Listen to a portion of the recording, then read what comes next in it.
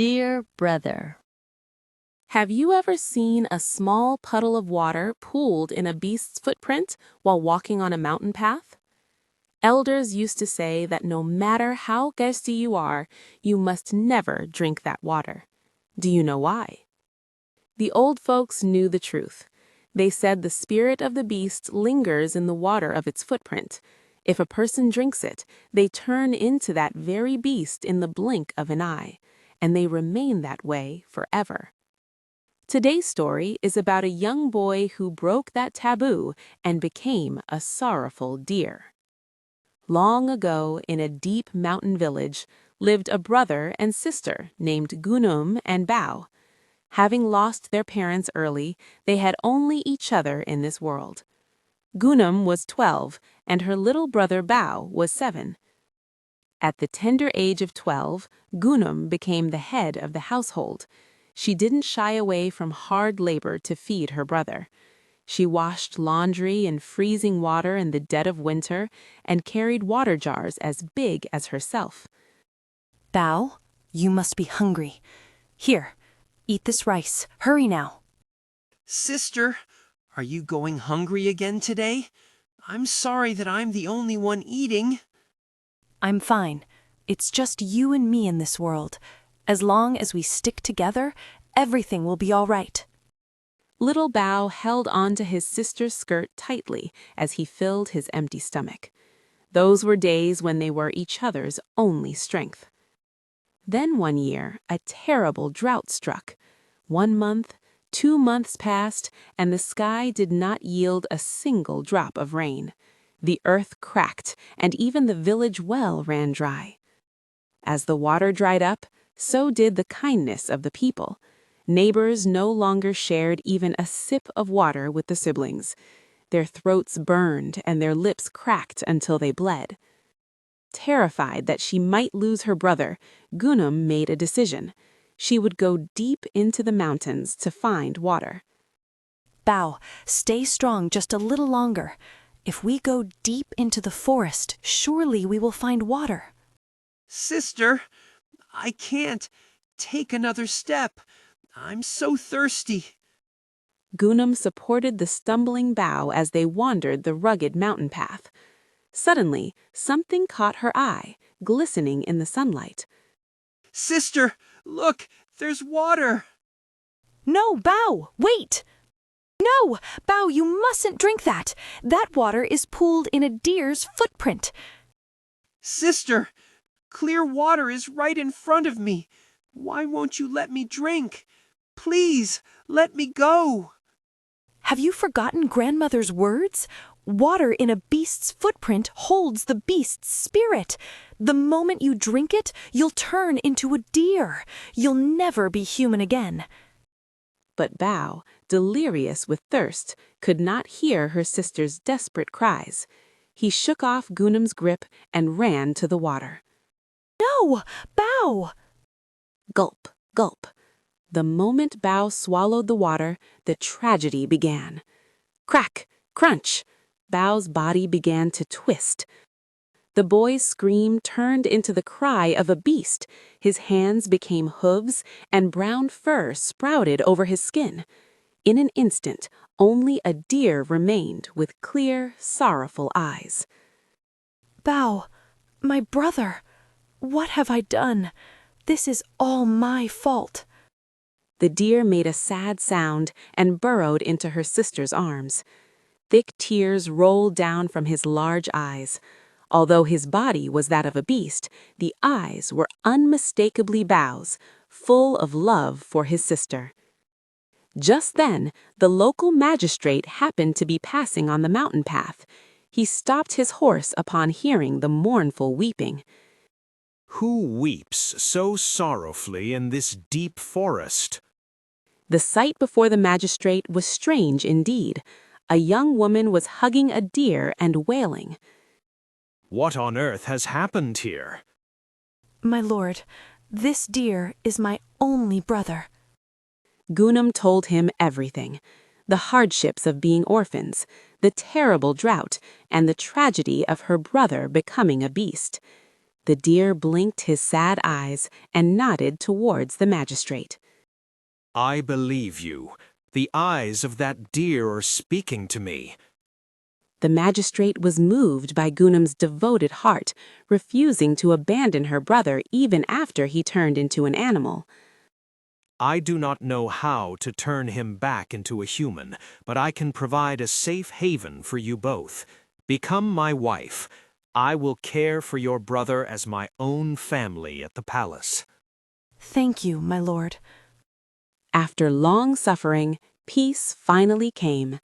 Gunum became the magistrate's wife, and the magistrate cherished his brother-in-law, the deer. He built a beautiful pen in a sunny corner of the yard. Bao enjoyed happiness in the love of his sister and brother-in-law. In the evenings, Gunum would sit by the pen, brushing Bao's fur and telling him stories of her day.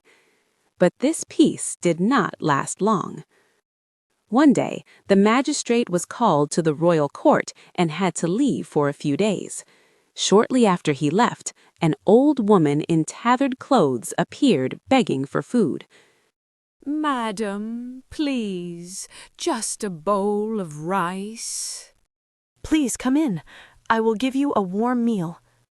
Kind-hearted Gunum took good care of the old woman, but the woman was actually a 1,000-year-old nine-tailed fox who was after the magistrate's liver. To become fully human, the monster had eaten 99 livers and needed just one more, the magistrate's. Watching Gunum tend to the deer every day, the fox devised a wicked plan. Madam, truthfully, I know a secret remedy to turn a beast back into a human. Is that true? Grandmother, is such a thing really possible? There is a mystical lake not far from here. If you let the deer drink from the deep part of the lake before the full moon rises, he will become human again. Suspicion flickered in Gunum's mind, but the hope of turning her brother back into a human was too great to resist. Grandmother, please lead me there at once. Gunum hurriedly followed the old woman. Past the deep forest, a pitch-black lake shrouded in fog appeared. Is this the place? In the middle of the deserted forest, the monster finally revealed its true colors. How foolish! That love for your brother has hastened your death. The old woman's form twisted, transforming into a fox demon with glowing blue eyes. The monster lunged at Gunum, pushing her into the deep lake. Splash! Gunum fell into the cold water. Her soaked skirt became as heavy as lead, dragging her down. Bao, I'm sorry. The lake became calm again. The monster immediately took on Gunum's appearance and headed to the magistrate's estate. Bao, guarding the house, heard familiar footsteps, but his keen deer senses knew immediately. She looked like his sister, but she smelled of a foul beast. The monster smiled chillingly. Bao realized that was not his sister, and the real Gunum was already. Bao could only cry as if coughing up blood all night long. 10 days later, the magistrate returned, but inside the room, the woman looking like Gunum lay under the covers groaning. My lord, I have caught a strange disease. I feel I am dying. What is the meaning of this? The doctor said that beast in the yard cries so dreadfully every night that it has brought a curse upon me. To cure my illness, they say we must kill that deer. My lord, please save me. What are you saying? That deer is your own flesh and blood? The magistrate was shocked, but the monster acted as if she were taking her last breath, pressuring him. Eventually, losing his reason at the sight of his dying wife, the magistrate closed his eyes and gave the order. Drag the deer out at once.